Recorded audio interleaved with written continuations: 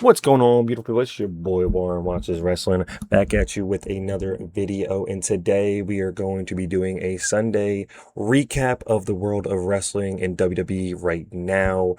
This video might be a little long. It's probably going to be about an hour or so. It's more of a podcast type of day for me, kind of going over everything that's happened in WWE since SummerSlam weekend, breaking down all the matches at SummerSlam again, the fallout of SummerSlam, two absolutely great episodes of Monday Night Raw, and a great episode of Friday Night SmackDown.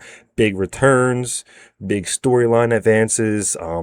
It's been a great week of wrestling. it's been a very fun 10 days of wrestling, and so we're gonna just break down everything, go over everything that's been happening. I got a little notes here of what we will be breaking down. Holding the microphone now. Might put it down later when my arm gets a little tired, but for the short future, we are going to be holding this. Drop a like, drop subscribe. I think we are up to 10 subscribers now, so round of applause. We hit double digits. I'm trying to be very consistent with this. We're going to upload daily for you know I'm going to try to shoot for 100 days. Realistically, I'm going to try to do 100 days. I know life gets in the way, but we're going to try to upload daily for at least 100 days. That's my promise to y'all. And so, yeah, sit down, let me know your thoughts, get some popcorn, put me on in the background, put me on while you drive, and just let's go over what's been happening in WWE recently. And for starters, like I said, we're going to start with SummerSlam in the match. I think overall SummerSlam, complete utter success. I thought SummerSlam was two great nights of wrestling. I thought it was a lot of fun. I thought it started off great. Like I said, the fans for night one were terrific. They came out hot. I think the fans both nights were really good. There definitely had some more high highs in night two and more low lows in night two. Night one was a great night. I see a lot of people saying night two was a lot better. I just think the highs of night two were better. But all in all, I think the two nights in general were two good nights of wrestling. But night one, we kicked it off with Io and Liv. So let's get right into them two. Io and Liv only ran for about 12 minutes, which, like I said, we're going to be going all over today. But the run times for a lot of these matches were very short. Night one, I think we had like 5 of the 6 matches were all under 12 minutes. Let me look it up real quick. Yeah, we had CM Punk and Cody Rhodes went 29 minutes and 44 seconds, so about 30 minutes. Owen Brock was only 11. Liv and Io was only 11. Gunther and Aldis was only 11. The 6-man tag was 11 minutes, and Fatal Influence and the Bella Twins was 7.5 minutes. And then even night two, same thing. We even had shorter matches night two. Danhausen and Dom was not even a match. That was 6 minutes and 50 seconds. Oh, the Fatal 4-Way, number one contender to turn into a Fatal 4-Way, was only 8:30. Trick and Baron was only 9 minutes. Penta and Gable was 11 minutes. The ladder match was only 13 minutes. And then obviously Roman Reigns and Seth Rollins put on a 33-minute classic. But I personally was not bothered by the match time. I think the match time was kind of perfectly fine for the matches that we had. They didn't feel rushed. I mean, Io and Liv kind of felt rushed, and I will say Penta and Gable were two matches I did wish went on a lot longer. But the other matches, I feel like they didn't, overstay their welcome. They weren't overly rushed or anything. Also, Brock and Oba, I do kind of wish we had a little bit more to that match. I mean, the ending was crazy. The no selling was a lot, but I do wish that they kind of went a little bit longer. But all in all, I think the match runtime was perfectly fine. I don't think it's anything to harp on. It's not like WrestleMania where the matches were 5 minutes because we had to throw 30 minutes of commercials down your throat. It wasn't like that in this sense. I mean, I watched it live, so it's it wasn't really that bad commercial-wise. It was kind of decent. It wasn't really anything over the top like Adamania.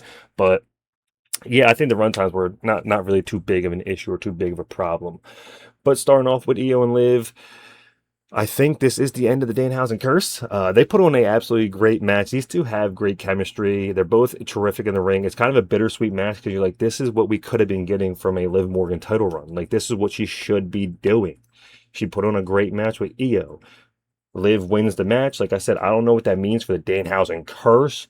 Me personally, and I don't want to be a hater or, yak on someone's yums or whatever it is, and, be a mark or whatever you might call me. But Danhausen right now to me is not is not doing anything.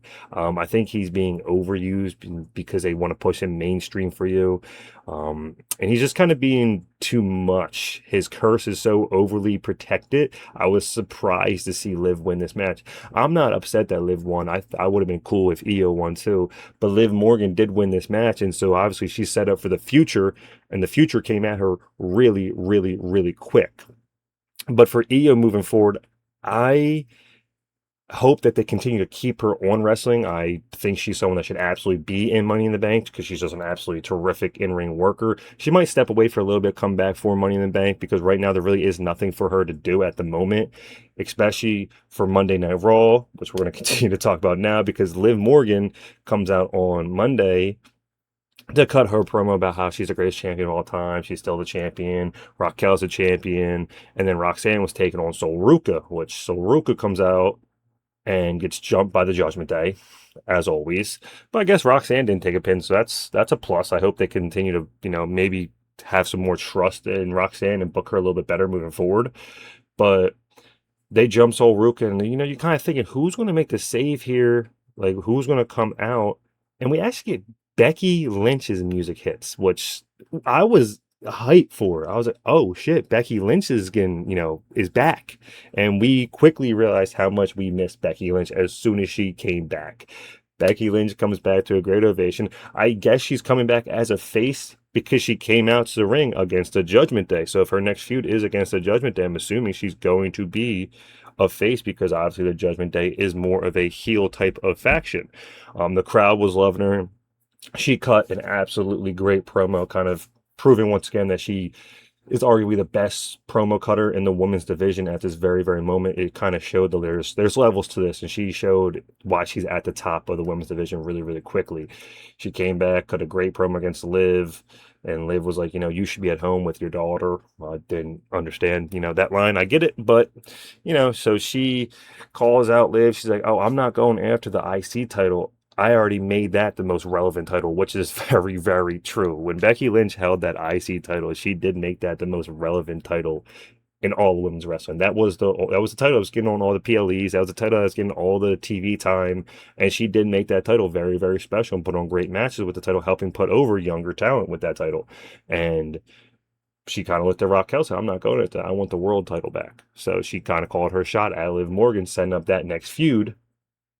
And Liv Morgan walks out, and Becky hits some zingers on her way out, saying, you're not even the best champion like in your faction. Hell, you're not even the best champion that has slept with Dom Mysterio. Great lines, good zingers to kind of end the segment.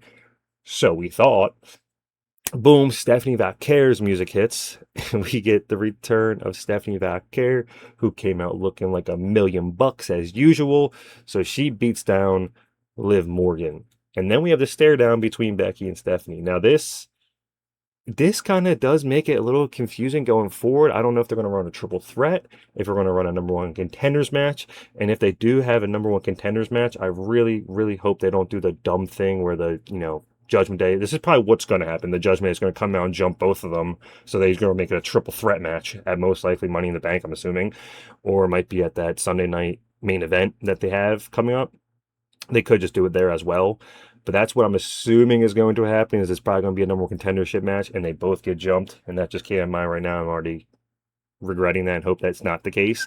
But if that is the case, that sets up both of them, because this way you can have them face each other, so Liv can either win in a backdoor type of way, pinning someone after either Stephanie hits her top rope, I forget what it's called, the corkscrew moonsault or whatever. After she hits that move, or after Becky Lynch hits a manhandle slam, she can come in, sneak in, get a victory, keep the belt, and then we can go spin that off into the one-on-one feuds. Because I would love to see Liv versus Steph. I would love to see Liv versus Becky, and I would absolutely love to see Becky versus Stephanie as well. I think all three of those feuds are terrific. I'm assuming we're going to get the triple threat match at Money in the Bank. That's where I see this moving forward. But yeah, absolutely great way to kick off this week of Raw. The women's division is back. It felt fully reloaded on Raw. There still is a lot more women on SmackDown than Raw could use some, especially as we'll talk about with the more women being added to SmackDown. But definitely could have used some more people on Raw women's side of things. But it's so nice to have Becky and Stephanie back. in what I thought was a terrific segment to kind of go along with the rest of the show. So definitely looking forward to that. And I'm assuming, like I said, I'm predicting the triple threat match, and I think Liv would win that at Money in the Bank. Like I said a little bit earlier, the curse for Danhausen, it looks like that was over. There was nothing that was announced that she was uncursed. So I guess that's kind of done because Danhausen didn't didn't play a factor in this match at all, which was, like I said, very, very nice. Actually, before I move on to Danhausen matches, so I got notes here. Like I said, I'm just going to ramble, but that's why I do have notes here. For Sol Ruka, though, Sol Ruka was jumped and kind of just left to waste and then kind of thrown to the side. So what's next for Sol Ruka is kind of up in the air. I don't know if she's going to continue to feud with Raquel to go after the IC title, because you could very well have Stephanie or someone go after the IC title. I know Becky didn't call her shot for it, but maybe we can have Stephanie go after it, even though it does look like clearly she wants the world title. Not would not be opposed to Stephanie going after the IC title and having a fun run with that title as well. We did not get Lyra on this episode. The only time we seen Lyra was kind of in the backstage. She didn't have a backstage segment. She was in the background of a backstage segment. That's the only time that we've seen Lyra Valkyria. So maybe her and Soul can have a feud, a non-title feud. You know, we do like to run those on Raw, and we can have them two kind of compete with each other. I would love to see both of them in the Money in the Bank, quite frankly. But I know there's been reports for Sol Ruka that, I don't know if it's TKO or the writers or whoever it might be, was not really impressed with her in-ring work. And I think it's completely fair to an extent, because just to be honest, her work on the main roster at this point in time has not been great. In NXT, she was so smooth in the ring. Her moveset was terrific. She barely botched in NXT from what I watched or from what I remember. Any of these moves or crazy moves that she was doing, she usually pulled them off pretty well. And I don't know if it's just the bright lights or the nervousness, or after one botch, it kind of, gives you the yips and plays with your mind. So it looks like that's kind of what happened to her, because in a lot of her matches, she was botching a lot of her moves. I mean, she couldn't hit the soul snatch for like the first month she was on the roster. She kept messing it up. So I guess it's just nerves. I still do see a future with her. I still think her future is absolutely one of the brightest that the women have right now. So I think she's still going to be fine and be pushed. I see her feuding with Lyra just to give both of them something to do. Two great in-ring workers. Lyra will absolutely get the best out of Sol Ruka. I would not be mad if Lyra did win that feud. I know that would really cool things off for Sol Ruka, but we can absolutely build her back up with a great showing at Money in the Bank. Or if they really want to be crazy and give her the Money in the Bank, hell, that would push it to the moon again. But yeah, so for the women's division, that's kind of where I see things going on Raw. And for the Danhausen, like I said, the curse, it looked like it was over. He had a match with Dom at SummerSlam, which was definitely the low point of night two. That match was horrendous. I know we like more matches on PLEs. I'm not going to be mad that we got more matches, that we have like 6 or 7 matches opposed to the 4 that we usually, or 4 or 5 that you might get. But I would have been okay if this match didn't exist. It didn't have anything to it. It just wasn't over the top shenanigans. It wasn't that fun. There wasn't really any surprise, people coming out or making saves. It was exactly what you thought would happen. It was kind of exactly like the Saturday Night main event, except for we didn't have Kat, we had Joe Hendry. But a very boring match. The crowd wasn't really into it. We had Joe Hendry make the save. He came out with the guitar and then helped Danhausen get the money off the pole in a 6-minute match. It was nothing. And I don't think Danhausen was actually on this episode of Raw. From what I remember, I don't remember seeing him at all. Him or, yeah, Dan, well, he was definitely not on Raw or SmackDown from my memory.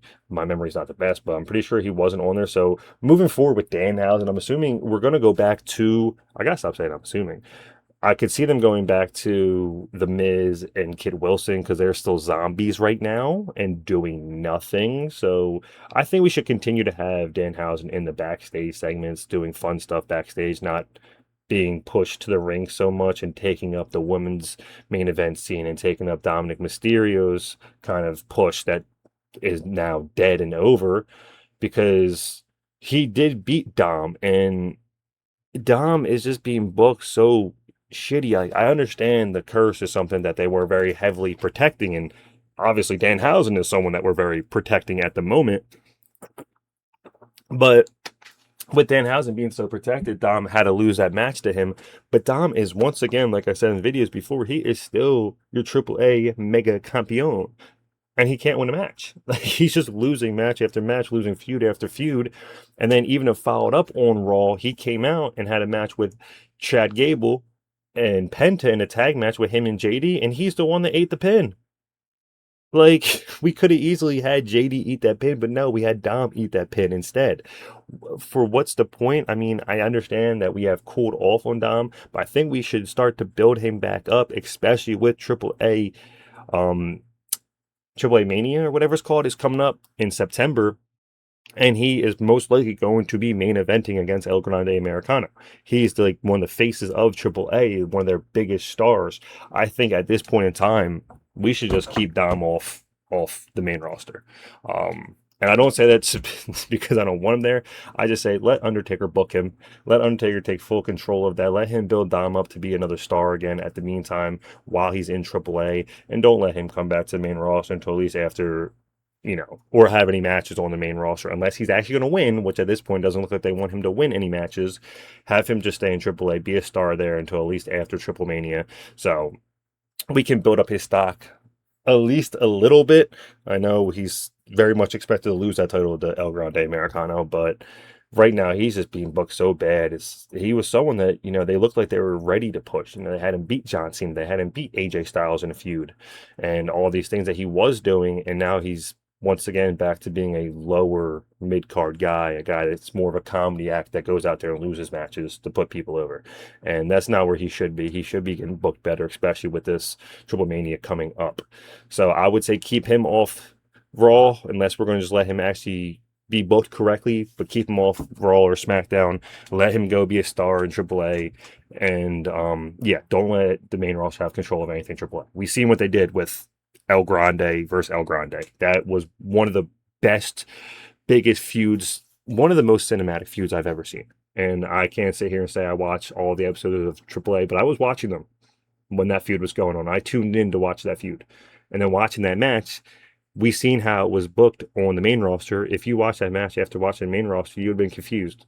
Because you'd be like, oh my God, like there's a lot of story to this. What's going on here? I thought, the original El Grande Americano was the good guy. And, it made no sense. The change between the two, it made no sense. On the main roster, it was a comedy act with the roles reversed. And back down in AAA, it was a very, very serious act where the fans were fully into it. And hopefully they can do that with Dom, where they can build him up down in AAA, and we don't have to worry about him being on the main roster anymore. But spinning off from that he was pinned by Chad Gable. Chad Gable and Penta's match at SummerSlam, it was good. I'm not going to say it wasn't. It was a good match, but I just wish they went longer. These are two of your best in-ring workers that you have, and they only went like 12 minutes. Like that's insane to me. Like I think they should have went like 20 minutes. This was Gable versus Penta, SummerSlam in Chad Gable's hometown. Definitely he could have put on an absolute classic banger of a match, but we only gave them 12 minutes. And I don't know why that was, but very, very solid match. We seen Gable get the win. He was overwhelmed with emotions immediately, which, I mean, rightfully so. He just won the championship that he's been grinding for. The whole story behind it has been absolutely terrific, whether WWE meant to do it or not. The fact that he lost to Penta in his debut, went down to AAA, got absolutely over with a character that probably wasn't supposed to get as over as it did, put in the work, put on a great feud, came back, and now he's feuding with the luchador that sent him off on his crazy path to win the title that he's been trying to win for the last 10 years.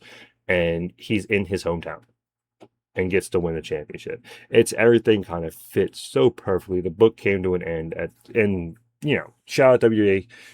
All you had to do was make the layup. You had to hand the ball to Marshawn Lynch at the 1 yard line, and they did. And it just was very, very simple. They didn't overthink it. They kept it the way that it should have been. I mean, what did kind of suck is the fact that when Chad Gable did win the title, his celebration was, he brought the family in the ring. They're all happy. They're all excited. He gets the microphone, does the same kind of promo he did in AAA. My name is Chad Gable. I went to college at the University of Minnesota.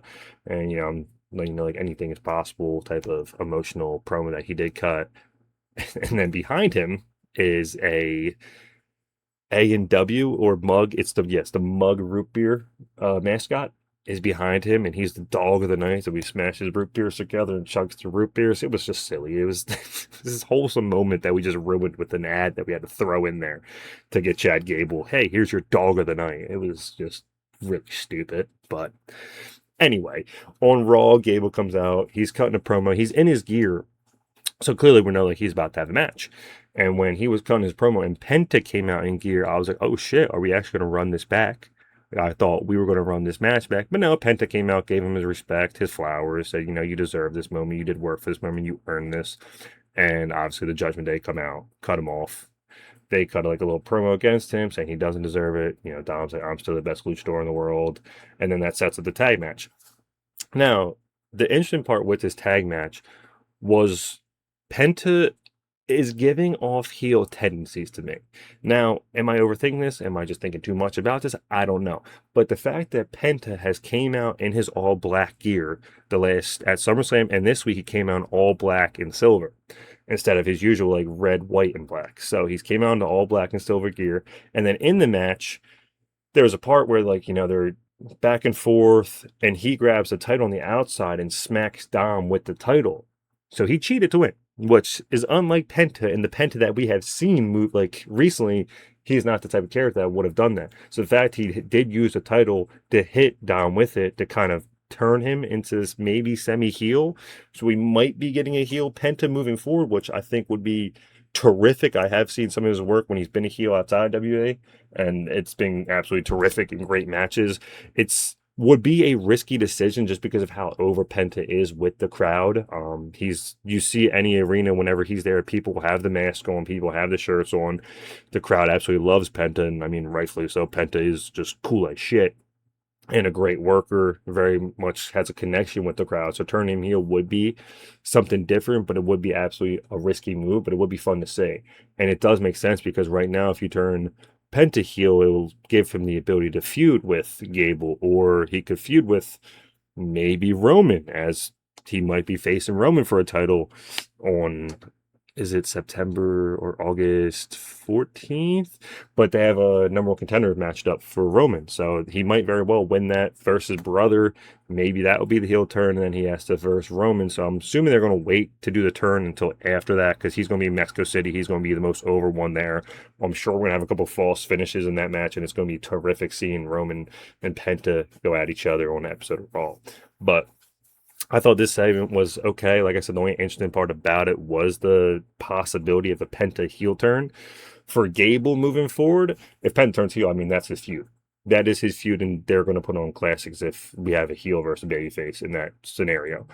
Other than that, he might feud with JD. He could feud. Obviously, Ethan Page is right there to feud with. He's very much in the scenario. We did get the return of Big Cass, who looks tremendous, absolutely jacked, that shape of his life. And he took out Javon. So he took out Javon after Javon beat Ethan Page. Kind of sounded like we thought it would be Javon going after Gable, but it looks like Javon's going to be busy with Big Cass. And I'm assuming that's going to be his first feud. Big Cass wants to go after the title, so he might go after Gable. And that is a feud Gable should win. But then again, we did just put the title on Baron Corbin. So, but with Big Cass taking out Javon, we could send Big Cass after the IC title, or we just have them feud for a little bit with Javon and Big Cass feuding. If they do feud, though, it might be interesting just off the fact that I don't see Big Cass losing his first feud back, but then again, I don't see Javon losing that feud because it's Javon. Clearly, we're pushing him, and we should push him because he's absolutely your best workhorse in-ring worker right now. You're putting him out there every single week. The moves that he does, the fact that he doesn't botch or anything in the ring, and how over he is with the crowd, we should absolutely be pushing him. He should be someone that's in the Money in the Bank. And hell, if he won Money in the Bank, I would actually be absolutely okay with it, just because, it would be creating a new star. It would definitely be out of left field. He'd be the youngest Money in the Bank winner, could be the youngest champion if we pulled the trigger on him, which would be crazy. But with that happening, and then Cass goes backstage, says Javon was just lateral damage. I'm here to, stack bodies and win championships. So I think Cass is going to add to the division. I don't know how much longer Rusev has in WWE, if I'm being honest, because after we've seen the video of Rusev, I think he lost to Javon, and then he rolls out of the ring and just kind of walks away. And you're like, okay, that was, obviously he wasn't happy with it. Like he no sold the whole finish. He got pinned. He just rolled out and walked away like nothing just happened. Wasn't selling nothing. And so clearly he's pissed off with his booking. And I think Big Cass might be here to kind of do the role that Rusev had, which is the heel that is there to lose to the the baby faces, the powerful heel that's going to lose overall in the feud. It looks like that could be Big Cass's role. If they want to push him, I don't think he should beat Javon if that is his first feud. If he versus Gable, I don't think he should be winning that either. But he did look good in his debut, so he is back, and now we have a new heel in that mid card division. Like I said, this episode of Raw was great. We had returns, we had all that stuff going on, moving storylines forward. So all that happening in the storyline was absolutely great. So I think the mid card is setting up very, very well. And then we have the Oba and Brock match that we can talk about on Monday Night Raw as well. We had Oba and Brock going at it, and they put on, I don't want to say it was an okay street fight match. It didn't even feel like a Hell in a Cell. I mean, they didn't really use the Hell in a Cell at all, uh, at all, really much. And then they really didn't have too many spots with like tables or anything like that. Like, yes, he threw him through a table on the outside. And the other part was, the ending was absolutely terrific, which is really the only talking part of the match, where Brock was cutting up the ring and he exposed the wooden board, and he was going to, send Oba through the wooden board. Now, earlier in the match, Oba did hit a fall from grace, which no one has kicked out of yet. That's move been very, very protected. And when Brock kicked out, I was like, oh shit, are we actually going to let Brock win? Because he did just kick out of a fall from grace, which is the first time we've seen someone kicked for that move. And I think Brock hit about 4 or 5 F5s, and Oba kicked, and then he tears apart the ring, so he picks Oba up for an F5, like he's going to F5 him through the wood, and then Brock, being the absolute beast that he is, turns him, gets him to tombstone piledriver position, and tombstones him, which was an insane callback, I guess, to The Undertaker, but insane move to pull out on Oba. Oba kicks and starts hulking up, no selling, takes out Brock, and then he hits another fall from grace. Now, people are saying he botched the ending. I don't think he was trying to put Brock through the wood, in my opinion, because it does look like he did move back, kind of move to the side. It looked like he was moving away from it, so he didn't put Brock through the wood. Now, if he did, they might have broke the wood. I understand the wood's dirty, but those are two massive guys going through that wood, and they might have broke the ring if they actually did try to do that spot. So I think he did miss the wood on purpose. I don't think it was a botch. I think he meant to do that. Pins Brock, picks up the win, and the talking point was kind of after the match. We see Brock, ask for the microphone, get the microphone, and I don't know if this was in the script or not, because Oba started to walk away, and Brock was like, "No, Oba, come here." He's like, "Oba, get back here," like kind of calling him back in the ring, and like telling him like, "Hey," he's like, "I'm the past. This is the future. That's the future right there. I'm the past. That's the future." Holds up his arm, kind of passing the torch to him, like, literally and physically passing the torch over to him, like, "Hey, this is the future." Signing off, giving, Oba the cosign. And, you did love to see having moments like that, because it's not forced, especially with someone like Brock. He's not going to do something like that unless he actually does see the future in Oba, which you kind of see in this feud. He clearly does see a future with Oba. He sees potential in Oba. He wouldn't have worked with them the way he did. He wouldn't have put him over the way he did. I think it was very clear from the first time that they had, the run-in with each other, where Oba hit the fall from grace. And, you've seen Brock saying, "Put your foot on my chest. Like, put your foot on my chest." And so Oba did. Like, Brock wanted to get this guy over, and he absolutely did. And that is the power when you build someone up to be this beast, this impossible person to beat. Seeing him actually get beaten, seeing him actually put someone over, it's special to see. And Oba, I think, does deserve it. Oba is the future of WWE. He is the next beast of WWE. He has everything you need, and he also can cut a hell of a promo too. But Brock looked like he enjoyed this feud. He was ready to do business from the beginning. You could tell that, and like I said, it generally looked like he enjoyed working with Oba. It's probably the first time he had worked with someone that's just as big and strong as him. Now, I'm not saying Oba can fight the way Brock can, because Brock does have, gold medal, not gold medals, but has wrestling championships undefeated and has a UFC championship. So, I mean, if they were to get in a real fight, Brock would probably win. But he's matching up with someone that's just as big and athletic as him, which is, probably a shock to him.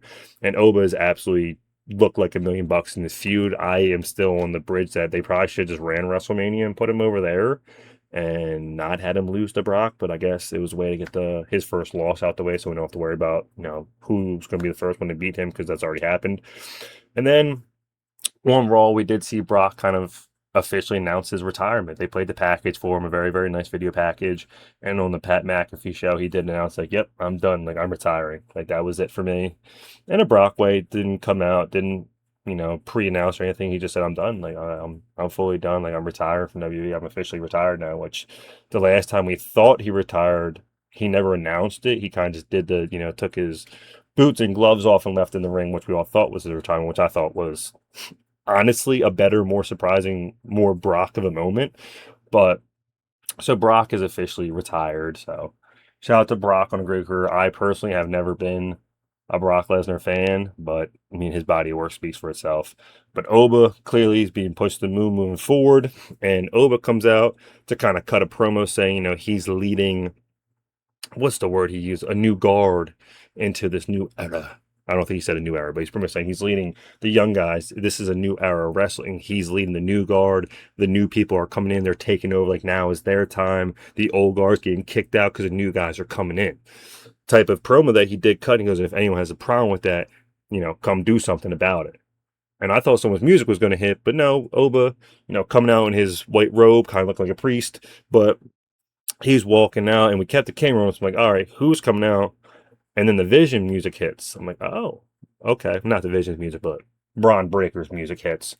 And Braun Breaker and Oba kind of have a stare down. I'm like, okay, I'm for this. I'm cool with this. I'm for it. Kind of, because it is true. Like, Oba came in to snatch your chain. He snatched your set from from Braun Breaker. Braun Breaker was being pushed as the next big thing, the next big champion. He's the next 10-time main eventer. And Oba came in and took all that from him. Like, he just did. He came in and absolutely took all the hype, all the next big thing, all the next future, all that from Braun Breaker. Because now that's Oba. So Braun Breaker was very much staring him down, letting him know, like, and it's going to be a good feud. If that is the next feud, I hope they do have a good, like, 3 matches with each other. And like I said, I'm looking forward to it because they can both go. And hopefully that is the approach that they take. Like, with Braun Breaker coming out saying, like, hey, like, you came along and people forgot about me. Like, why would they forget about me? I'm still Braun Breaker at the end of the day. So I'm looking forward to that feud. I think that feud could be very, very fun. Definitely gives Oba something to do. I'm sure we're going to try to keep him away from Roman Reigns as long as we can until WrestleMania, where we can crown him, the new face of WWE at WrestleMania, where he can beat Roman Reigns in the night 2 main event or whatever it might be. But it looks like that's one of the ways that we're going to keep him away from Roman, is with Braun Breaker.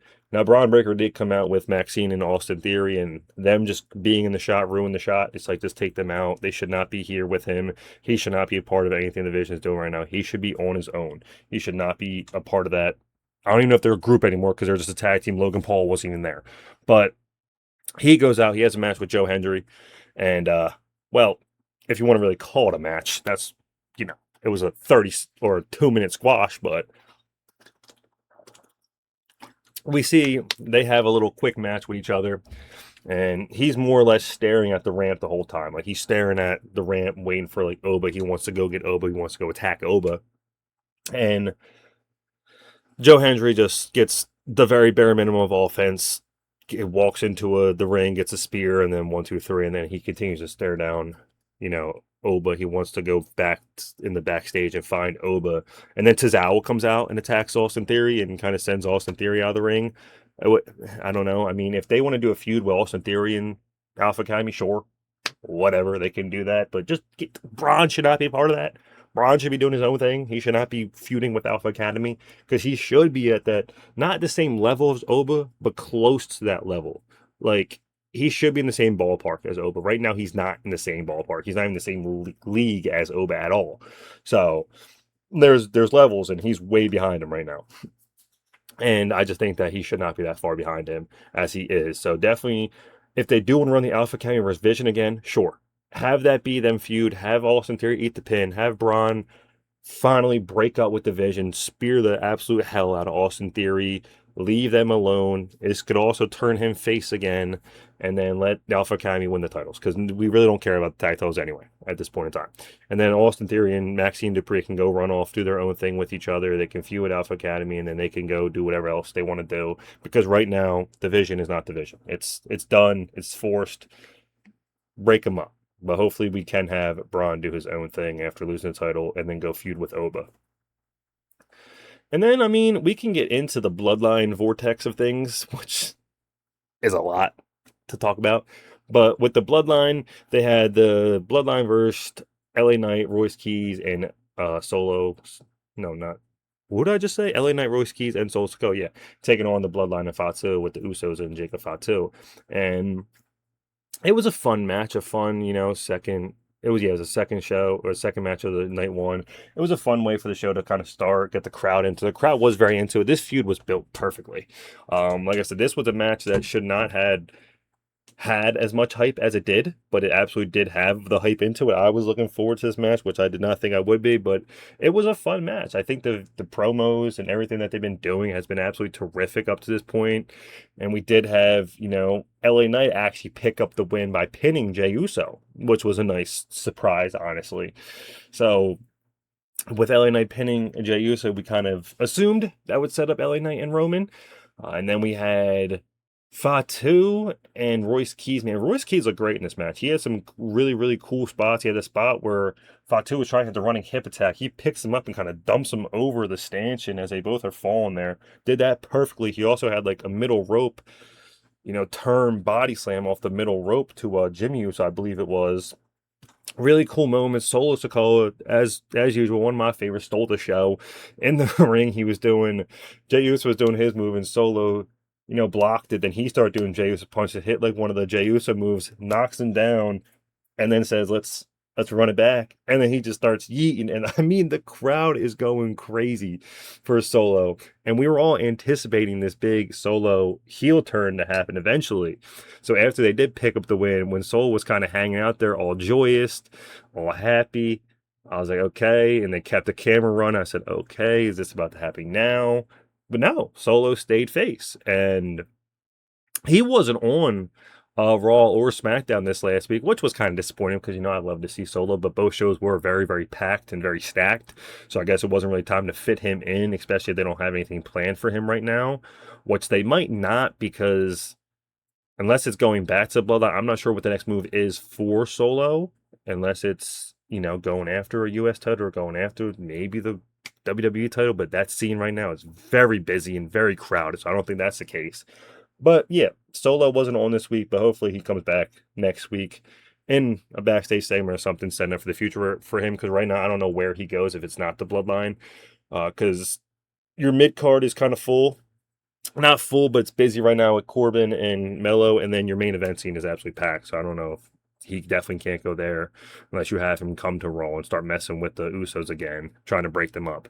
But for Fatu coming out of this match, we seen the Usos and Fatu backstage, and Roman kind of went up to him saying, you guys can't get things done. Why can't you get this done? Like, I need you to handle at least the Royce Keys. You keep talking family this, family that. He goes, is he family? No, he's not family. We're family. He's just one of the boys.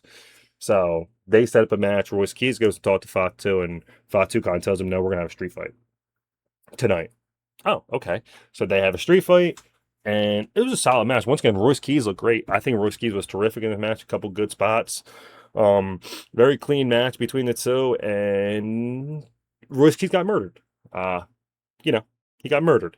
At the ending, he had a pop-up smelling through a table, and then he hit the Mighty Moonsault, and then he didn't pin him. He went for the Tongan death grip. Of course, after he passed out, he still held the Tongan. Fatu still held the Tongan death grip, and just held the hold on, kind of absolutely proving that he doesn't care about Royce Keys. Like, he's murdering Royce Keys now, kind of killing Royce Keys at the moment. And so that kind of puts that to bed right now. I'm assuming that kind of wrote Royce Keys off for a little bit. I hope not, though, because Royce Keys was just doing his best work right now. I think he was starting to get a connection with the crowd because of the work he's been doing.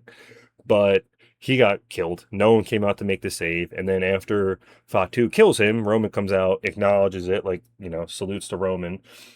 So kind of signifying like, yeah, Jacob Fatu is still this big, scary Samoan werewolf, which he did start to lose that aura. So I guess this was a way to give him his aura back, his scary aura to him, because having him lose matches or not have that aura that he had before he joined the Bloodline, this was a way to get that back, absolutely murdering Royce Keys. So, like I said, I'm assuming Royce Keys is going to go away for a little bit, even though, once again, we've seen this before with Fatu. He murdered Baron Corbin and then Braun Strowman, and then Braun Strowman came back and eliminated him at the Royal Rumble. But hopefully we don't do that again. And then we have Roman coming out of it with LA Knight pinning Jay. Roman came out and cut his own promo in a match that they had with Roman and Seth at SummerSlam, which was an absolute classic of a match. Terrific match. It was so many callbacks to the Shield. Obviously, they both did a Shield bomb through the table. On the inside, Seth Rollins did the wacky thing where he goes through the ropes. What Dean Ambrose used to do, comes out with the clothesline. Roman Reigns hit a Dirty Dean in the match. They had a lot of back and forth, stealing each other's moves. Seth hit a spear. Roman hit a stomp. Kind of talked about that in my review, though. Absolutely tremendous match. And it was a great way to kind of write an end to that chapter and put that the Shield feud that they had to bed. Now, these two, I was kind of hoping, not like, but like hoping in a way that they kept this kayfabe hate for each other alive, because they've been holding this hate with each other for literally over 10 years at this point, that they've been feuding with each other. So I was kind of hoping there'd be a forever feud where they never like each other. But of course, at the end of the match, they're both in the corner staring at each other, and they come together with the Shield fist bump in the middle, and they have Dean Ambrose mask on the bottom, and they kind of like note, like, that is for Dean. Like, we had his mask, we put that at the bottom because Moxley's obviously doing his own thing in AEW, but they still have a connection with him. They're like, yep, this is the end of the Shield. Like, this is the end of this storyline that we had going on. We're moving on from this. We'll fine now. And I guess this way also to keep them both babyface. And so Roman comes out on Raw, cuts like a very generic promo, kind of also putting over Seth Rollins, because Seth Rollins wasn't on this episode, even though it was in his home state of Iowa. But he puts over Seth, has a crowd doing the whoa whoa kind of chants, and then we hear LA Knight's music hit, which obviously sends the crowd in fury. The crowd pops. LA Knight comes out, cuts an absolutely great promo. LA Knight's been on the top of his game recently, and he comes out, cuts a great promo. Roman rebuttals with a great promo, kind of saying, why do you think you deserve this? You got to go to the back of the line. You don't deserve this, da da da. And then LA Knight fires back with another great rebuttal, again, saying that he definitely does deserve this. He's what Roman wants to be. He's been overlooked and all this. So LA Knight and Roman kind of set up that feud going forward. And the feud is kind of solidified because Roman in the backstage segment did say to the rest of the Bloodline, don't touch LA Knight. I'll handle LA Knight. Confirm that they will have this match. When will this match take place?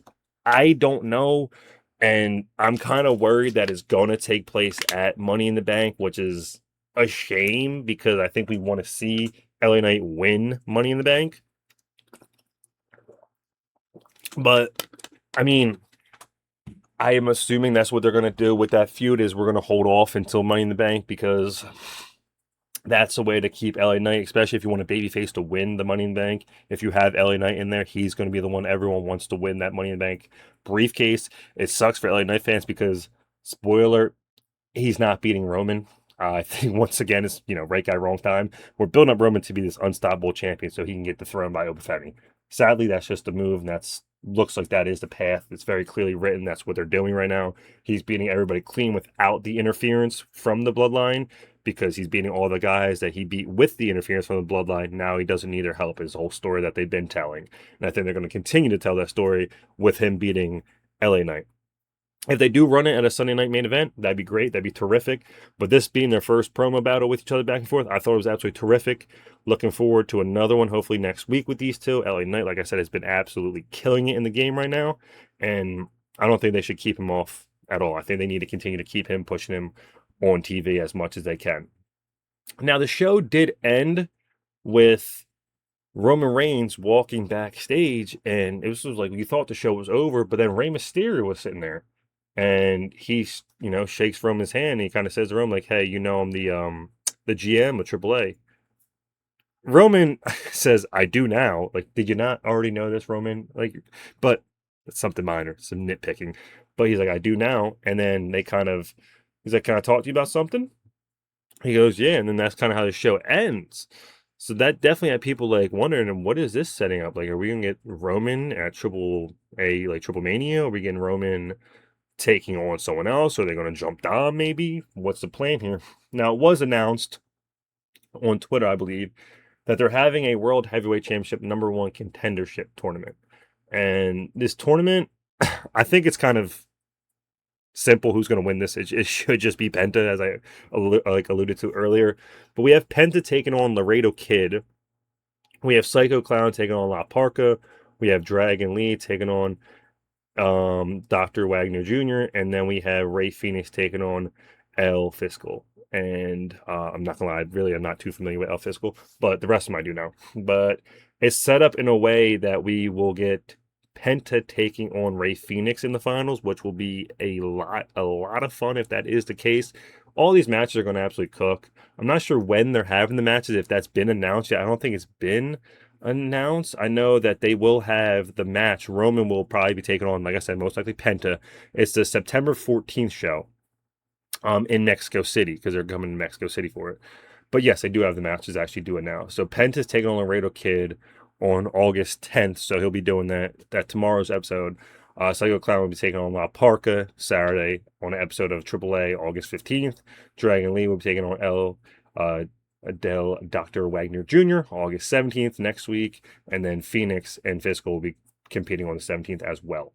So setting up to that feud gives them, that's something Penta can be doing in the meantime if he's not going to be feuding with Gable, because he will be looking for a chance to go after Roman Reigns the September 14th show. So that should be a lot of fun. Definitely is a change of pace there. I think a Penta and Roman match would absolutely cook. In all things considered, I think that match could be a lot of fun, especially in Mexico City where Penta's going to be super, super over. Roman, I'm not going to say he's going to get booed, but the crowd is definitely going to be behind Penta. And there's going to be a couple false hope spots going on there. I hope they let that match absolutely cook and get a lot of time so they can put on a banger match, because that could be a lot of fun. And moving on to the mid card of SummerSlam, we had Trick and Baron. And we actually pulled the trigger on Baron Corbin here in what was a surprising call.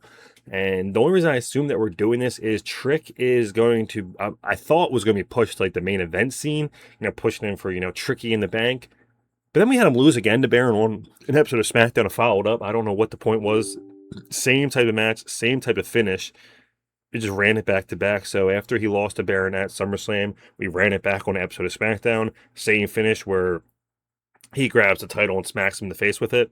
Why did we do it twice? No idea, don't know. We ran it twice, I guess, to solidify, yeah, Trick's done here. He's not going to have his title no more, is what I'm assuming is the plan there, is why they did that.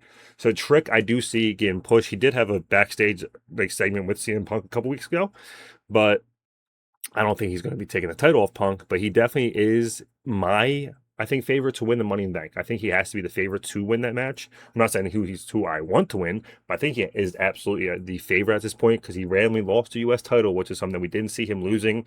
He's pushed by WWE. They clearly see a lot of money in him. He's been on everything WWE related, on ESPN. He's on all the talk shows. I seen him on YouTube. He was doing something with like Dude Perfect and stuff. They're doing events with them. Trick Williams is all over the place right now. They're sending him out to do everything, to be the face of their kind of company right now. And he absolutely does have the look and everything to be the face, super over with the crowd. So in my opinion, I think he is the favorite to win the Money in the Bank. And if he did win it, it could be fun. They took away the fur U.S. title because they might want a fur Money in the Bank briefcase for him. But for Trick to lose that, like I said, is very random. Baron, he beat him again, and then we seen him in the backstage segment get got jumped by Carmelo Hayes, who's nice to see you, Carmelo Hayes. I guess when it's not PLE season, we'll see you around. Or we'll see you around PLE season, you just won't be on the PLE because WWE hates you for some reason. But he jumps Baron Corbin backstage, setting up their match for next week, where it will be Mello versus Baron Corbin for the U.S. title, which could be a lot of fun. Do they pull the trigger on Mello here? I am going to say no. I don't think they're going to take the title off Baron that quickly. I know a lot of people think that they only put it on Baron so that Mello, the babyface, could take it off of him, especially that they're in Mello's hometown. But WWE doesn't like Mello. So they probably set up this match in his hometown so he can lose in front of his friends and family. That's just something that they would do. I would, I'm just being honest with you there. But I would rather Mello win because he could go back to open challenges and that could get these guys that haven't been on SmackDown back on SmackDown. But these episode of SmackDown, as it was this week, we did not need an open challenge. We actually had a good episode of SmackDown. But this feud right now in this mid card is kind of at a dead point. After this feud with Mello, if Mello, like I said, I think the match is going to end with shenanigans. I don't think it's going to be a clean finish. I think it's going to end with shenanigans so we can continue to have this feud going forward. Where is Ricky Saints? Where is Ilya Dragunov? I don't know. I wish that Ilya Dragunov was on TV a lot more. Ricky Saints, we gave him a PLE match and then he just disappeared. So hopefully they can bring him back around, give him a little bit of time. Hell, I would not be mad if Solo went after this title again, to be completely honest with you. But that was really all there is to talk about for that. There's not much going on there. There was a lot of other big events going on as we kind of have hit on already. But then we also did have Nick Aldis and Gunther, where Nick Aldis had a pretty great showing. He had a very solid showing. Came out. They gave him Iris Morning Glory, is what I was told the song is. I posted my reaction on TikTok, which got banned. Thanks, TikTok. But I posted my reaction on TikTok. People were absolutely hating the fact that I did not know the song. I'm sorry, guys. I do not know all of Iris music. I know who they are, but I do not know the song. Okay, so don't kill me. But he came out to that. He looked like $1,000,000, man. His presentation was great. He looked like he belonged there. He looked like he belonged to be a wrestler, not a GM. Put on a good match with Gunther. He did tap out, which I thought was a nice touch because we don't like to have people tap out, even though it's hard to put over a heel's finisher if it's a submission move if no babyface ever taps out. So I did like the fact that he did tap out here. And then shortly after, he just went back to being the GM. He handed in his resignation to Triple H, who tore it up and told him he could still be GM. So I'm okay with the decision. I think he is someone that we can always pull off the shelf now. Like WWE probably knows, like, hey, if we want to have another feud with the GM, he can come out and absolutely hold his own in the ring. I'm not sure if he would rather be a wrestler or a GM, because if he wanted to be a wrestler, he can absolutely still go. Like, he still has it in the in-ring ability. So I think if he wants to come out of retirement and do wrestling full time, he absolutely could. Um, Talking points of this otherwise, and Aldis is just back to being GM. I think he's just going to continue to be a SmackDown GM. There was a funny moment in the match. They posted highlights of it on Twitter. Mickey James cooked Gunther. Gunther was like, yeah, this is your husband. Tell his old ass to go back home. He's too old to do this. And Mickey James like, he's younger than you. Like, what are you talking about? He's a little younger than you, Gunther. What do you mean? But Gunther moving forward out of this, he wasn't on this episode of SmackDown, so that was surprising. Once again, the main event right now is very filled. But Gunther not being on the episode at all was, kind of just a weird choice considering he did double duty at SummerSlam. He was on both nights of SummerSlam, but he wasn't on this episode. Neither was Finn. So, I mean, that wasn't the best look, but so maybe they can have a feud with each other moving forward. That would be absolutely great matches them two could put on. And if I know we're pushing Gunther, but if we wanted to actually push Finn to the main event, having him beat Gunther would be a very much solidified, signed, seal message that we are pushing Finn. So that's my suggestion for both of them, is they might feud with each other, Gunther and Finn. Then we have the women's side of SmackDown. We have Fatal Influence beating the Bellas and Paige in a post where Paige got pinned, and then in post-match we had the beatdown really just Nikki Bella jumping Paige. And in my review, I was saying it was kind of awkward how Brie was just kind of standing there. I was oblivious to the fact that Brie was most definitely hurt. She was really holding her shoulder. I just did not catch on to that. But Brie is hurt, and they did announce the fact that she is down with an injury. She has, I want to say, a dislocated shoulder or something like that. So she's going to be out for quite some time, which does suck. I mean, I'm not the biggest Bella fan, but I know the Bellas have a Bella army. They do have a lot of fans like backing them. And the fact that Nikki was hurt at WrestleMania and now Brie got hurt, and so they just can't come together to team up. So they're going to be away, or Brie is going to be away for a little bit. And clearly the next feud here is for Nikki Bella to be feuding with Paige. And I mean, they did set that up moving forward on SmackDown. Nikki Bella had a vignette where she was calling out Paige. We didn't get Paige on this episode of SmackDown, but hopefully she comes back as a single star finally next week. And they're going to set up that feud for her. For Fatal Influence, we had them come out and feud with Chelsea, which was, Not my favorite thing in the world. Because obviously, as someone saying, we had the interim women's ladder match where we gave it to Chelsea and what was a beautiful surprise. I was very much expecting it to be either Jade or Charlotte to win, and then we could just set up Jade versus Charlotte for this title moving forward for that feud to be the case. But no, we did give it to Chelsea, and a beautiful moment. The crowd absolutely loved it.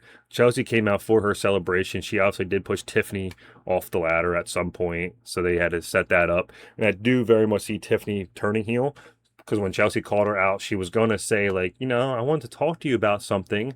And then Fatal Influence came out, setting up the match between them two. Because when Chelsea came out in her gear, I was originally nervous because, like, oh, are we already taking the title off Chelsea? Because she came out gear. I'm like, who's she fighting? Are we going to take the title off her? Then when Tiffany came out, I was like, okay, so we're going to set up a tag match, most likely. Exactly what we did. We set up a tag match with Fatal Influence, where Fatal Influence won their challenge, and JC gets the challenge for the U.S. title. Here's my thing, right? Why not just go after the world title? It's obviously a step up from the U.S. title, and in the match, Chelsea Green is the one that got pinned. So even though she's the world champion, doesn't matter. We don't care, right? She's Chelsea Green. We don't care if she's world champion or not. She's the one that's going to eat this pin, which makes no sense to me at all. Already went into this on my SmackDown review. I absolutely hated this decision. It just makes no sense. It makes absolutely no sense. You literally have Fatal Influence who is feuding and wants to take the title from Chelsea, not Chelsea, from Tiffany. So doesn't it make more sense for Tiffany to get pinned to move that story forward? But the fact that they just pinned the women's world champion, the literal world champion who's only been champion for less than a week, for 5 days at the point that she got pinned, why wouldn't JC just be like, hey, I want to go up to the world title? Or I guess Fallon Henley, she's the one that got the pin. She can be like, I just pinned the championship. Why don't I get a shot at the title? Because I just pinned the literal champion.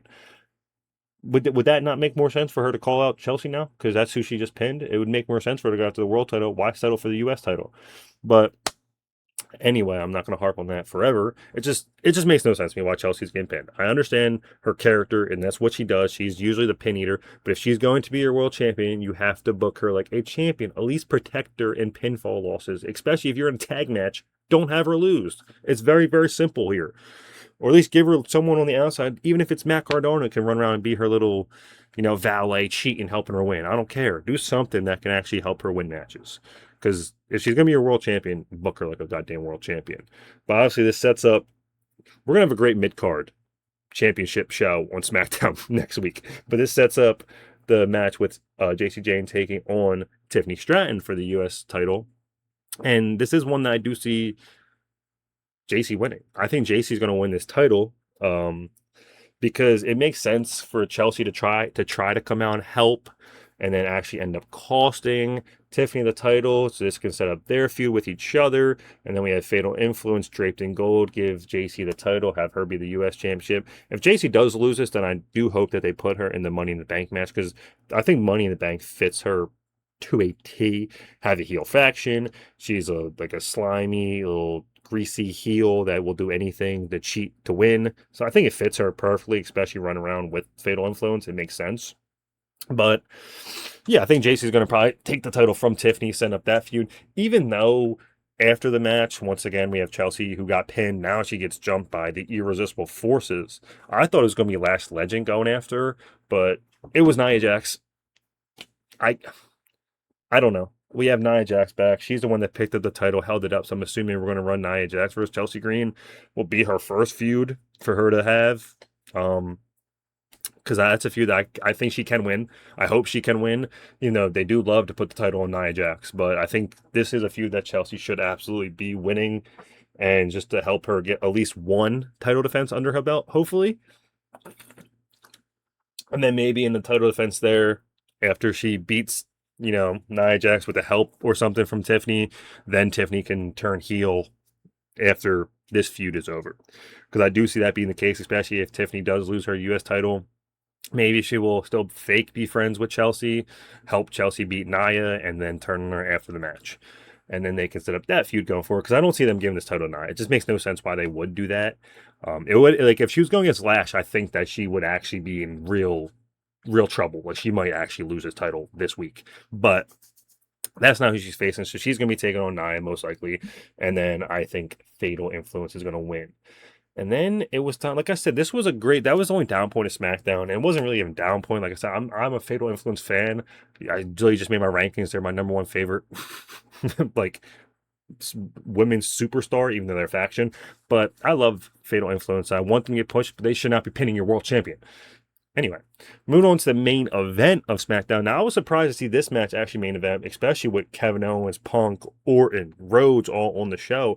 They did let it be Jade and Charlotte. Now, don't get me wrong, Jade and Charlotte are two big names of the company, two of the biggest women stars right now.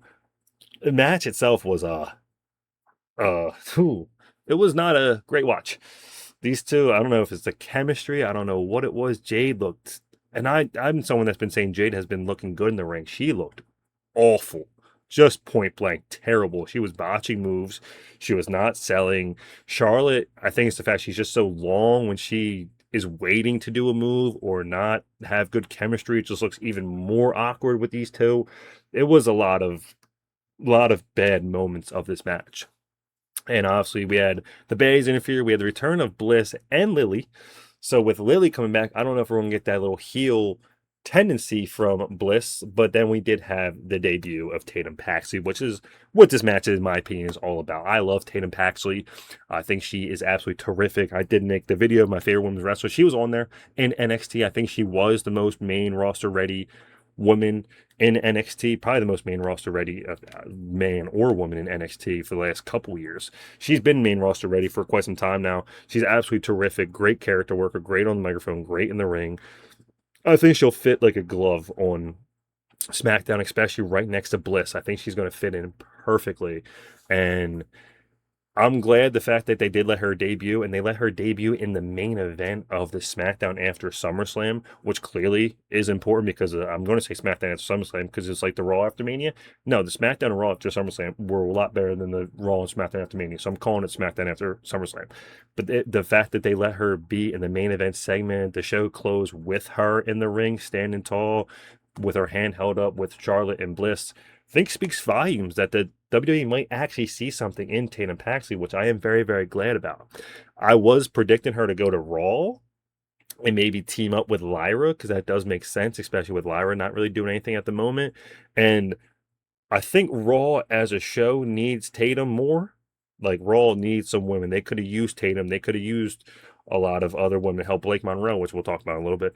But they could have used Tatum Paxley on Raw, but I think for Tatum Paxley, the person and character, she will be a lot better off on SmackDown, just based on the fact that she's going to be with Bliss and Charlotte Flair. So she's going to get TV time. She's going to get important events. And I'm assuming this is going to lead to the breakup of Charlotte and Bliss, most likely. I can't see them running as a faction with these three. And Bliss did kind of look a little more serious when she came out. Like I said, the fact she had the Lily Dog, Tatum Paxley, if you don't know, I mean, you could probably tell by her attire, she has one of those, not supernatural, but one of those kind of creepy type vibes to her character. And so her and Bliss, I think, will look great together. They can definitely work off each other.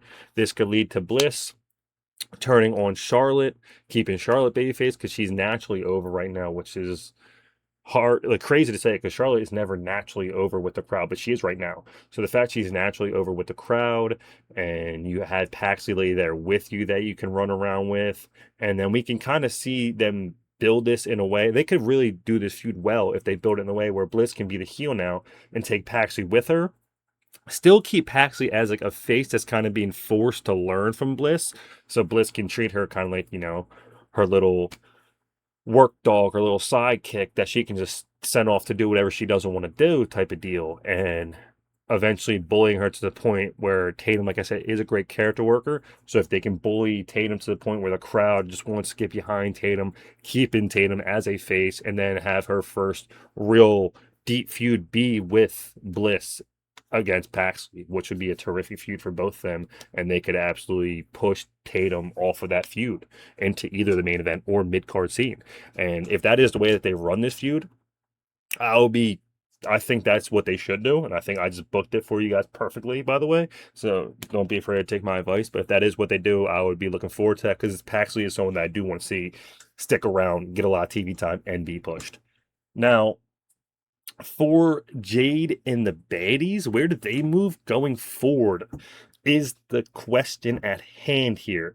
Obviously, with Jade losing this match to Charlotte, and her performance in the match was not the best, I I think, I don't think as a faction they need them anymore. You already have Fatal Influence run around as your heel faction. You really don't need two heel factions. So they can break up. I know we already kind of ran the feud of Jade versus Meechin and Jade versus BFAB, even though this was when Jade was champion that they were running these feuds. But if they wanted to break up as a faction, I would not be against it. I think they're not going to, but Jade's next move can't be going against. I mean, they can run it back, do a triple or six woman tag with the new three of Charlotte, Tatum, and Bliss versus the baddies and Jade. They can only run that for so long, though. We already had the match with Charlotte and Jade. So hopefully moving forward, Jade will either try to go after, not Tiffany because we just had that, but if she wants to go after the world title, or we might just take a break from Jade for a little bit because I really don't see her doing anything moving forward right now. Now, a couple talking points that weren't on SummerSlam that we could just, talk about real quickly was we did have a Shinsuke promo. We had the, Shinsuke on TV, which is always nice to see. And he's got a partner that he's bringing to war with him against the MFTs. I don't know who it's going to be. Like, I think there was rumors that there might be a New Japan wrestler that was coming to WWE. And so, I mean, it could very well be him. You could throw Ilya Dragunov in there. Would it make sense? I don't know, but why not? I would love to see Ilya get a little bit more TV time because he doesn't get any right now. Bring him back to life.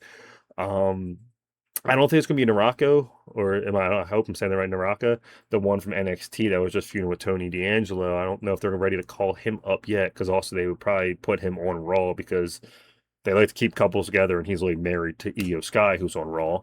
But it could be him. But I'm looking forward to it. Like I said, I'm intrigued by it, and I haven't been intrigued by much that Shinsuke has done because she hasn't done much, honestly, moving forward. But I'm definitely intrigued to see who it will be. So it does lead to a little plot twist there. Damian Priest, like I said, I like Damian Priest. He cut I thought, pretty solid promo on SmackDown, and setting up his kind of maybe heel turn coming up here because he did, kind of call out the War Raiders and MFT, saying it's the same thing over and over again. Like, we win, we get jumped, we win, we get jumped, we win, we get jumped. Like, it's the same storyline over and over again. He's like, I'm tired of it. And then obviously the War Raiders come in, and then here comes Ron Killings, is what he called him. He said, I don't need a Haku or anything. I have Ron Killings. Why would I be scared of them? And then he comes out, tells the War Raiders, and tells Damian at the time that, yeah, he set up a match for next week. The SmackDown World titles are going to be on the line versus the War Raiders and the MFT. But not the AAA titles, but just the SmackDown titles. So obviously Damian was pissed about that, and he kind of says, like, to R-Truth, like, why the hell would you do that? Like, why would you do that? And his kind of tone towards him wasn't a heel way. And with all these baby faces you have at the top of the SmackDown division, you could use a heel. And Damian Priest could be the heel. I like Damian Priest. He could be someone that, whoever wins could have a feud with. I would not be mad if Punk had a quick, one-off feud with Damian Priest for a PLE cycle. Would As be okay with it? I think Damian Priest can hang. Now, on the microphone with Punk, no. But not many people can. Even KO, he probably can't. But I wouldn't be mad if he got like a little one-off feud with a heel run for Damian Priest, give him something to do. Or if you put the title on Mello, he could feud with Mello if he was a heel as well. But yeah, definitely, I see Damian Priest and this tag team coming to an end on next week on SmackDown. I think the MFT with Haku are probably going to win that title, especially this way you can take it off them and you don't have to worry about the War Raiders losing their title and how they don't even have to be the ones getting pinned, but, R-Truth will probably be taking that pin. And then we could see the heel turn after the match. But I just want to touch on that really, really quick because that's something I could definitely see happening. I could look forward to. And then, not to end it on a bad note, but lastly, where the hell is Blake Monroe? I've seen something that's been 15 weeks since her first vignette was shown, and we haven't got an in-ring promo. We haven't got an extensive promo from her. We haven't got a match from her. She only shows up every now and then. She feuded with everybody but nobody at the same time. At this point, what are we doing? What are we doing with Blake Monroe? Why is she not on TV? She's getting buried before she even has a chance to be alive. Like, if you had nothing planned for her, just keep her in NXT until you have something planned for her. We have absolutely nothing in mind for her, nothing for her to do. Just keep her down in NXT. Because right now, well, she's not even treading water. She's not even in the water yet. She's staring at the pool. Like, I don't even know what to do with Blake at this point. But I think you can kind of revitalize her if you just say, screw it, let's shoot her to the moon, let's give her money in the bank. Boom. Make her a main eventer just like that. I wouldn't be against it. Like, I think that's a great way to kind of reintroduce her again for the third or fourth time we introduce her to the main roster, have her win Money in the Bank, or just have her go to Raw. Raw could use some mid-carders. Raw could definitely use more women in their division. So if we wanted to send her to Raw, I think that would work too. Because at this point, I don't think people would be care or be mad if you did send her to Raw. Because clearly you have nothing planned for her on SmackDown. Especially now that you also brought in Paxley, who's taken up another spot, and there's been rumors that Lola Vice is going to get called up to SmackDown. Even though I think I've just seen something that Soul needs a mystery partner for Raw to take on Judgment Day, so that could very well be Lola Vice going to Raw. But once again, they do like to keep couples together. Damian Priest is on SmackDown, so why wouldn't Lola Vice be on SmackDown? But that's just something I want to touch on real quick. Because, like, why is Blake Monroe not getting any screen time? I mean, we already have Kiana James getting no time, who they were pushing, and then I guess just stopped. We have Julia getting absolutely no screen time. I mean, she had a 2-minute squash match where she lost, which is absolutely absurd. And we have, who's another one? Jordan Grace is on the show, and she's absolutely getting no time. Like, keep these women in NXT or send them over to Raw. Like, we're just calling them up to SmackDown just to sit in catering. I don't understand that. That's about the only downside I really have from like these week long of wrestling. But I think I have chatted long enough today. If you did sit here and watch any of this video, I very much appreciate that. Hopefully you just had me in the background tuned out and then just were able to enjoy whatever you were doing while I was just over here yapping away. But, Sunday, I think I want to do more, full news recaps about the week of wrestling ahead and just kind of continue that just way to kind of talk about everything going on in the world of wrestling. Nice, easy, calm conversation. If anyone ever wants to join or be a guest, please let me know. I'd love to have a co-guest, a co-star here that I can talk with, and so I don't have to talk for the full however long it's been, because I could definitely use some waters making a video this long. This is going to take forever to upload. But I'm done. That's enough for today. It's been Warren watching wrestling. Y'all stay beautiful, world. Sorry about that. My camera just fell down. But as I was saying, Nick Aldis went back to being GM and became GM immediately because the opening match for night 2, he announced that we have 2 new people in the match, that being Gunther and the return of Kevin Owens. And man, this return of Kevin Owens was so needed. It was so needed. He's been so missed, and we realized that immediately. They had a pretty fun match. It only went on like for 9-10 minutes, so it was very, very short to the point match. But with Kevin Owens winning, setting him up to be the number 1 contender. And then I think, it hit this Friday. But when he won that match, the first thing I thought was, oh shit, we're getting Kevin Owens versus CM Punk. That's beautiful. That's lovely to say. We're getting Kevin Owens versus CM Punk. It's going to be an absolutely terrific promo battle between the two. I'm like, I can't wait. I think they do have real life beef. Like, they generally don't like each other. So it will be interesting to see how much WWE lets them, go off script, or let them actually have free will to say what they want. Because if they let these two actually go at each other and don't put limits on it, they will cut deep. And we kind of see night 1, I think they already put chains on how much they'll allow them to say or how much they'll allow them to bring up.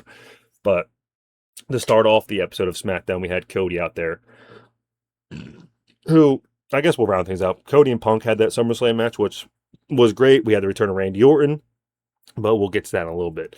But we had CM Punk out there kind of tell Cody, hey, if you want to run it back, just say when. And then we have KO's music hits. When KO comes out, these two have an absolute great back and forth. They have a great back and forth promo. Definitely setting up for the future here. Having Kevin Owens back on this episode was just so great, man. You realize how much you missed him. He had a great promo there with CM Punk, building up to that main event feud, which we're going to I don't know when the match is going to happen. They didn't announce. Actually, yes, they did. What am I saying? They did announce that match to happen. It's happening on, was it August 21st? They're having it on the episode of SmackDown in Toronto. I believe it was August 21st, the date. That sounds right to me. But they're having it on a SmackDown episode in Toronto. But we also did have Sami Zayn complaining to Nick Aldis about being screwed over. Kevin Owens goes back and being Kevin Owens of realism, like, yeah, you did kind of get screwed over there. And then he's like, I know where I want my match. I want it in my hometown. I want it in Toronto, Canada to take on Punk. And Sammy here did kind of say, hey, if you need my help, I could always be there. And Kevin's like, no, I can do this on my own. I don't need your help. So I think that is setting up for the Sami Zayn. He's already heel, but the more heel turn if he screws over Kevin Owens in the hometown of Canada, turn the crowd against him, even though he's also Canadian himself. But I think he's from Montreal, if I'm not mistaking, or something like that. But yeah, helping him turn the crowd against him once again if he screws over Kevin Owens here, setting up. I don't think the only reason they wouldn't do this or a Sami Zayn screw job here is because do we need another Kevin Owens Sami Zayn feud? They just had one that was like Kevin Owens' last feud before going out, so it would be taking steps backward if we went back to that feud. But I think that's going to be the case there for that match because I don't see that match ending in a clean win for either one of them. If KO was the win, would absolutely be okay with it because we have some opponents and feuds here that would make sense to set up for. That could be a lot of fun. But for CM Punk, he sets up that, like I say, he's kind of sets up a future match with Cody, which I would not be opposed to with a better storyline going into it. But this Kevin Owens and Punk feud that they have is going to be absolutely terrific. We did see Punk backstage actually a little later talking to once again, the Sami Zayn who was going off on the planking Johnny Gargano, and he was calling him fraud. He goes, "Yeah, but at least Kevin Owens says my face, you weren't." So Sami did say it to his face, kind of calling him out, letting him know, like, if you can run it back. And then CM Punk's like, "No, I'd rather run it back with either Johnny Gargano, or he's like, I'll give her a title shot before you." Talking about Candice LeRae. I'm just ready for that to end. I said this in my SmackDown review, but it's to the point, like, let Johnny Wrestling be Johnny Wrestling, not Johnny Planking. Like, it doesn't make sense why he's doing this for so long. Now, yes, he's been around more main event wrestlers and had more TV time than he's ever had before doing this gimmick. But I think Candice LeRae is someone that should absolutely be going after the women's title, the U.S. Women's Championship, and Johnny Gargano is someone that should probably be going after the men's U.S. title, and all things considered, but or the Intercontinental Championship, I think is what they have on Raw. My fault, but they should have no. It's on SmackDown. I'm right. So they should be going after the U.S. titles, both of them. Instead, they're doing nothing with either one of them. Hopefully, they do actually set up that match. I would not be mad if we had to see CM Punk versus Johnny Gargano match just randomly. It would be a fun way to get him out of his drought. I think that'd be a good way to actually kind of get him out, kick him back off, set him back up to go after something in the future. But that was really all that we had with CM Punk, if I'm not mistaken. And then on the other side of things, we had him beat Cody Rhodes at SummerSlam with the involvement of Randy Orton, who was back. So we had Randy Orton come out, hit the RKO, and then Cody was kind of saying, "Hey, Punk, did you know that Randy was coming? Did you really know about that? Did you know he was coming out?" He's like, "No." And then we did get Randy come out to cut his promo. And when Cody's music hit, like originally to cut off Randy before he could even say anything, I was like, "Oh God, like, can we please have a promo battle with you two?" Like, Cody runs to the ring and he's ready to fight, and Randy kind of steps out, like, "No." And then Cody did ask for explanation, and then these two have an absolute terrific back and forth promo. This promo that they had here was better than anything that they did leading up to WrestleMania.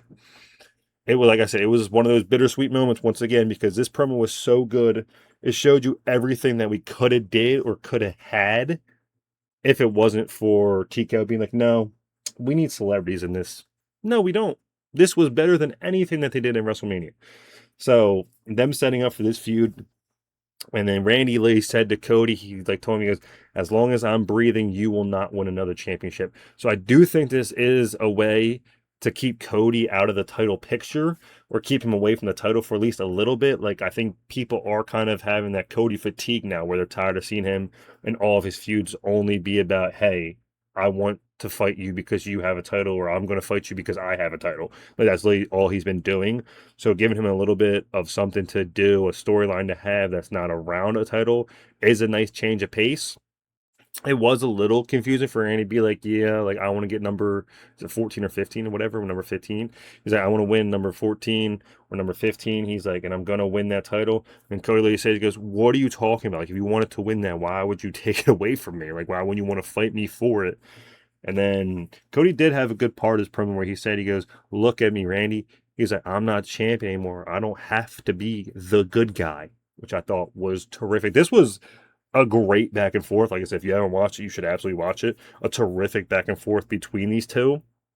And Cody definitely killed this promo. I think he ended the ending of this promo was absolutely terrific, saying I don't have to be the good guy anymore. I don't think we're setting up for a Cody heel turn.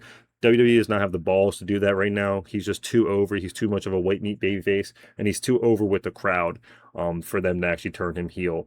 And I think they're going to keep him babyface as he is. The way Randy was speaking, he was speaking like a heel, but obviously we're not going to be Randy because of his legacy and how great he is and how over he's been and how long he's been around. He's never going to get booed again, no matter what he does. I honestly do believe that, unless we bring up Pat McAfee, that might get him some heat. Whatever, that's the plan. And then Cody does kind of end it saying, "Look around, Randy. You're the only legend left. Someone has to kill you." I thought that line hit home. That line hit home terrifically, kind of setting up like this feud. Like, and it did also hit home in the sense, like, yeah, Randy is getting up there, man. Like, he's the last one from that terrific class that they talk about with the OVO class with Brock, Batista, John, and Randy that all came in together. He's the last one still standing. Obviously, he's on the older side. Still looks great, but had back surgery. He's been out with a couple injuries recently, and he doesn't have much longer left in the business, which is it's sad, but it's true. Randy being one of the all-time greats, and he's nearing the end of his career, so this could very well be like his last big feud that he has. He might get pushed for a title shot here or there once again. I would not be mad if they did set up him and KO for the title. That would be a lot of fun to do. Once again, they were supposed to do that Mania before Kevin Owens had the injury, but now they're both back on SmackDown, and that definitely did make this episode of SmackDown just feel so complete with them two being back and having great segments on the episode as well. But with that promo going on, Randy kind of going towards the end of his career, this, like I said, I think this is going to be one of his last big time feuds, and I just want them to run this. I don't think they can take it all the way to WrestleMania because WrestleMania is what, April? It's August. I don't think you can extend it out that long. And I don't want them to extend it that long. Just have this be 3, maybe 4 PLE cycle and have a bunch of fun with it. And then have them go their own ways. Like I said, if you want to give Randy the win and have him feud with either Punk or KO, absolutely okay with that too. Or Cody Rhodes, if he goes after KO, that would be fun either way. But yeah, absolutely terrific and so great to have Randy Orton back on our TV screens. Like I said, him and KO returning has been so much fun. And the fact that we're getting them back at the same time made this episode of SmackDown just feel so complete.